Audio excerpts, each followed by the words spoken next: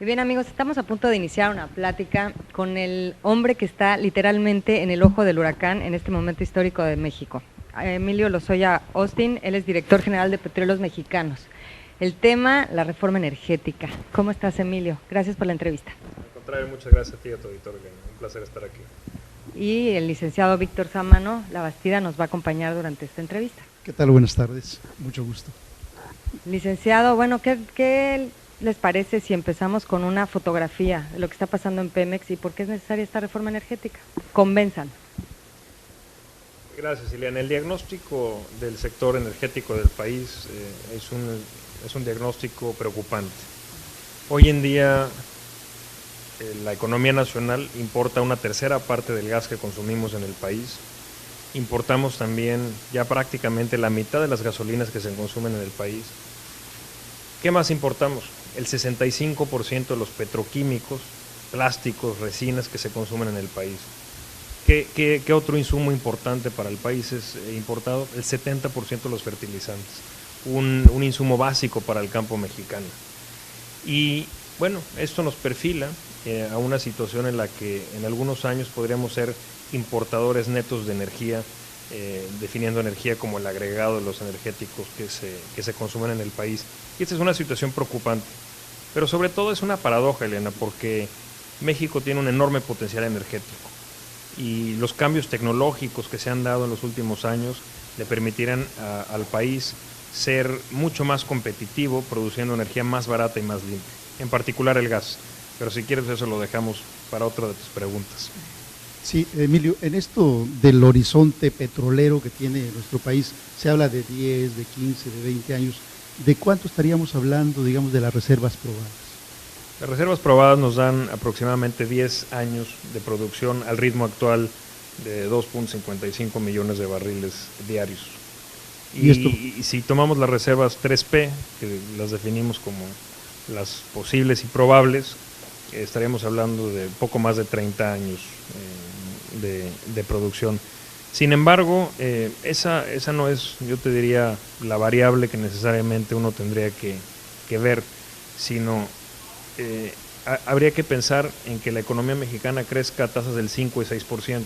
Y para que la economía mexicana crezca a estas tasas, se requiere producir mucho más energía a un ritmo más acelerado de lo que estamos haciendo hoy, por lo que mencionaba que ya importamos la mitad de la gasolina, importamos una tercera parte del gas que se consume en el país. Y para que se entienda un poquito esto, porque si se habla de la reforma energética y se habla de una mayor producción o extracción de hidrocarburos, en la mente de la gente dirá, bueno, se nos va a acabar muy pronto. ¿Qué implicaciones o qué efectos tendría la reforma que ustedes están planteando para ampliar nuestro horizonte de reservas? Primero que nada, nos permitiría una reforma energética, permitiría que el Estado comparta riesgos con la iniciativa privada.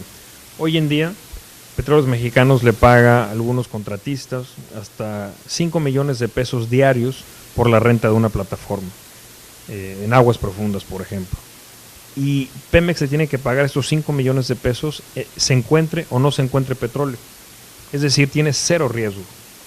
Y en países como Venezuela, como Argentina, como Cuba, como Colombia, como Noruega, como Brasil, estos riesgos se comparten y solo se le paga a la empresa privada si hay un éxito en encontrar hidrocarburos. Y de esto se trata un poco la reforma también, de que se produzca más energía y más barata. Y ahí entro al tema del gas, si me permites. El cambio tecnológico que se ha dado en el mundo energético permite extraer gas, un gas que antes no se podía extraer, que es el famoso shale gas. Así es un tipo de gas de yacimientos de una roca más dura y que hoy en día ha cambiado el paradigma de precios también en el mundo. El crudo o el petróleo tiene una cotización casi internacional dependiendo de la calidad del petróleo, pero en cambio el gas, por ejemplo, en Norteamérica, que es el precio de referencia para México, el precio del gas es más o menos de $3.3 la unidad, mientras que en Asia ronda en 14, 15 dólares, hasta $16, y en Europa entre 10 y $12. Es decir, producir una unidad de gas en México, o el costo del gas en México y en Norteamérica, es una cuarta o una tercera parte lo que costaría en otras regiones del mundo. ¿Y esto qué quiere decir? Que las empresas mexicanas y las familias mexicanas podrían gozar de tarifas de electricidad mucho más baratas si este gas se lleva a producción. Y hoy en día no se está llevando a producción porque no hay suficiente inversión, o el Estado mexicano no puede llevar a cabo todas las inversiones necesarias. Hay gente que dice que sí, y nosotros decimos que la única forma de que el Estado lo siga haciendo es endeudando a las familias mexicanas. Y creo que ese camino ya se ha recorrido, y la deuda es un instrumento al cual pocas familias mexicanas y el Estado mexicano no debe de acudir. Hablas de lo que la gente dice. Dentro de las críticas también que se han hecho es, ¿y si Pemex se eficientiza? Si la parte de los costos internos, de la parte rara a la hora de las licitaciones y demás, fuera más transparente, a lo mejor podría ser más competitivo. ¿Qué hay de esto? Un elemento clave de esta reforma es la competencia y la transparencia. La competencia genera transparencia.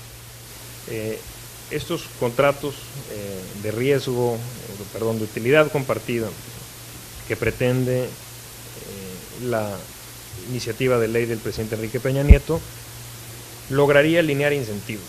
Si tú, Leana, te asociaras a través de un contrato de utilidad compartida con Petróleos Mexicanos, pues entonces serías la primera interesada en que los costos fueran los menores, de tal forma que tus utilidades fueran maximizadas.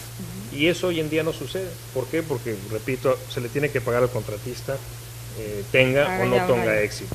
Entonces, la competencia aquí va a generar los incentivos correctos, que los costos se minimicen y que no se paguen sobreprecios y algunas de estas prácticas que, como bien dices tú, le han hecho daño a Pemex y al Estado mexicano. Sí, en esta hablaba del gas y del uso y parte de los argumentos que tiene el gobierno para promover su reforma es que esto va a permitir bajar el precio de la electricidad. Bueno, la gente dice, bueno, ¿qué tiene que ver la electricidad con el petróleo, con la reforma? Es una pregunta muy pertinente y trataría de responderla de la siguiente forma. Hoy en día, una buena parte de la electricidad del país se produce con combustóleo. Y el combustóleo es un derivado del petróleo, que, como hacía de referencia, más o menos cuesta $100 en el mercado. Mientras que el gas, como mencionaba, más o menos te cuesta $3.3 la unidad. Bueno, producir una unidad de energía eléctrica que consumes tú en tu casa o tú en una fábrica de tus familiares, con gas cuesta 4 veces menos que lo que te cuesta producir esa unidad de electricidad con combustóleo. Y esa es yo te diría la explicación. Se requiere tener más gas en la economía para producir energía más barata. ¿Y el gas para qué sirve? También sirve para producir petroquímicos. Las resinas y plásticos que se requieren en la economía. Sin esta materia prima no se pueden producir los petroquímicos de forma competitiva y por lo tanto los tendríamos que seguir importando.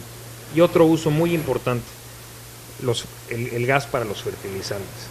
Como mencionaba, 70% de los fertilizantes del país son importados. ¿Y por qué es importante dejar de importar fertilizantes? Bueno, pues porque con los fertilizantes una hectárea produce 4 veces más que una hectárea a la que no le echas fertilizantes. Es decir, esto tendría un impacto directo en el campo mexicano, en algunas de las zonas más marginadas del país. De repente estás hablando del impacto en el campo.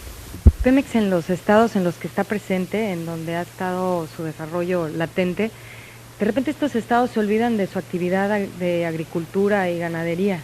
¿Cómo podrían ustedes apoyar esto? Estás tocando el tema de los fertilizantes, pero ayudar a estos estados que no nada más la economía dependa de Pemex. ¿Lo contemplan de alguna manera? Lo que han hecho otros países, Ileana, es convertir el petróleo y el gas en tecnología y en empleos. Y eso, yo te diría, es en lo que Petróleos Mexicanos y el Estado mexicano puede tener un impacto más directo en los estados petroleros. ¿Qué ha sucedido, por ejemplo, en Noruega, o en Colombia, o en Brasil? De haber 10 o 15 empresas locales que daban servicios a la industria petrolera, hoy hay cientos de esas empresas que no solo le dan servicios y toman riesgo geológico, es decir, invierten para ver si encuentran gas o petróleo en esos países, sino que lo hacen en el resto del mundo. Han creado sus propias tecnologías y yo creo que como país debemos de aspirar a eso, a ser líderes en ciertas tecnologías relacionadas a la industria petrolera. Y todo eso va a requerir pues más empleo, más crecimiento económico, y a todas esas gentes pues también se le van a tener que vender productos agrícolas y productos que se harán en las zonas petroleras de este país. Y por lo tanto yo te diría que estoy convencido que zonas como Tabasco tienen un gran futuro en el contexto de una reforma energética.